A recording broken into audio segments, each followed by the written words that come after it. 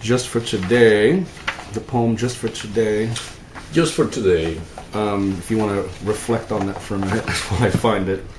On Just for Today. Yes, Just for Today. In the absence of mangoes, I eat apples.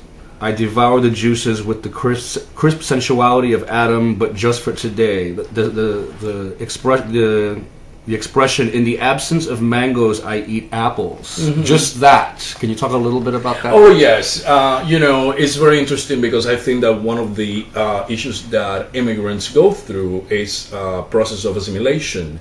And yes, in the absence of apples, of mangoes, I eat apples. It sort of like makes a little bit of a reference to that particular process,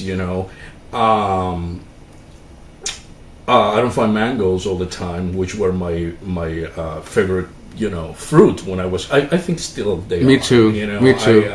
You can, well, I'm not comparing apples to mangoes, but definitely there is that point of reference that has to do with that sense of belonging, of identity, cultural identity, if you wish, in this case. No, I found that.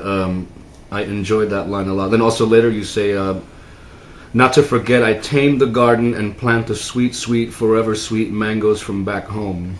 So it rings very nostalgically. Well, it definitely goes back to that. I think that nostalgia sometimes, I feel that as a society, we tend to push this so-called romantic feelings aside. We live in a society that is so pragmatic that you find that the space for the artist becomes so hard to forge on a regular basis, and I think that that's also what that makes a reference to in that sense. Skipping toward the end of the book, and we'll work our way backwards just because it's an experiment. Okay. I was really touched by, and I'll tell you why, the poem Brother's Keeper. And I'll read it. It's a very short and strong one. Brother's Keeper. Blueberry burst blunt wrap, wine cooler, and your absence. I am just like you, brother, silently scrutinizing possible disappointments.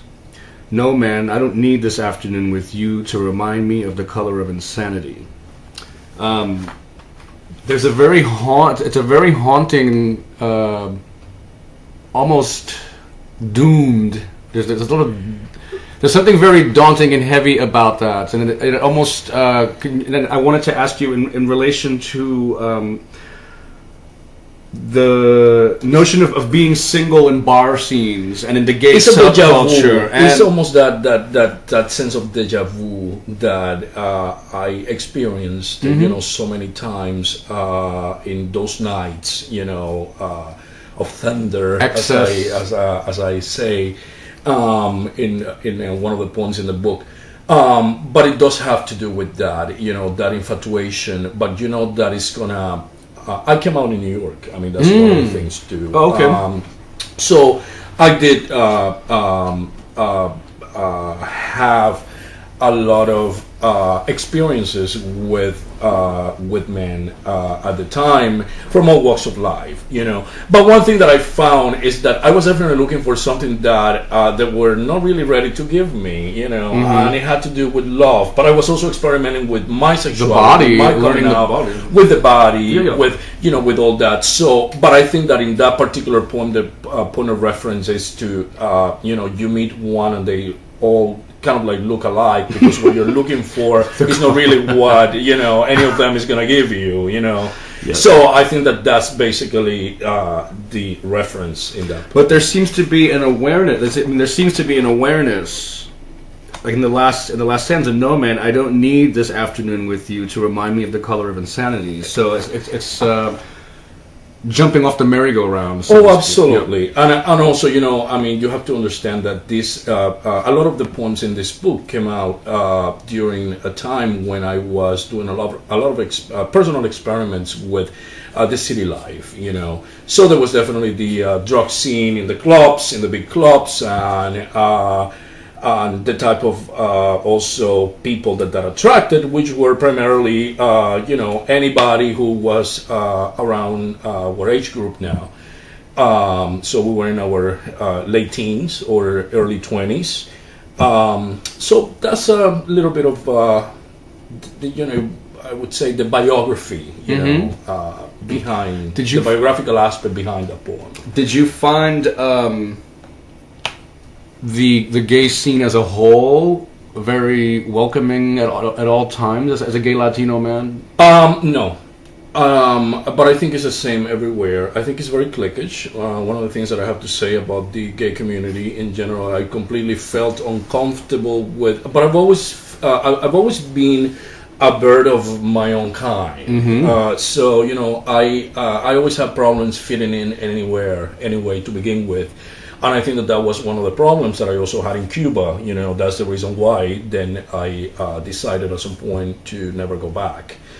So looking for that sense of personal freedom and realization, I also realized that in then the small communities sort of like tend to become kind of ostracizing, and they sort of like mirror they mirror also ethnic and racial interactions and political systems. And because it's a microcosm, it's even more pronounced. Absolutely. And also another thing that I found in New York is that a lot of these differences were made on a kind of financial level. So you sort of like mixed with people who were in a similar financial level, and I think that the gay community has never escaped from that either. So I don't have anything against it, but I at some point I was even thinking about going back into the closet. It's not disappointing. I think I'm better off. Let me go back to a down low. It's more interesting. Needless to say, I did meet wonderful people at the time, and I have met throughout the years in New York wonderful people in this community as well, who impacted me in a very positive way. And especially when I decided to take on some causes. So there have been good examples, like in any community. But I mean, to say that I am in complete agreement just because it is the gay community with everything that goes on in the community is a fallacy. No, for me too. I think it needs a lot. There is definitely a lot of room for improvement. Yes. If we have that sense of community.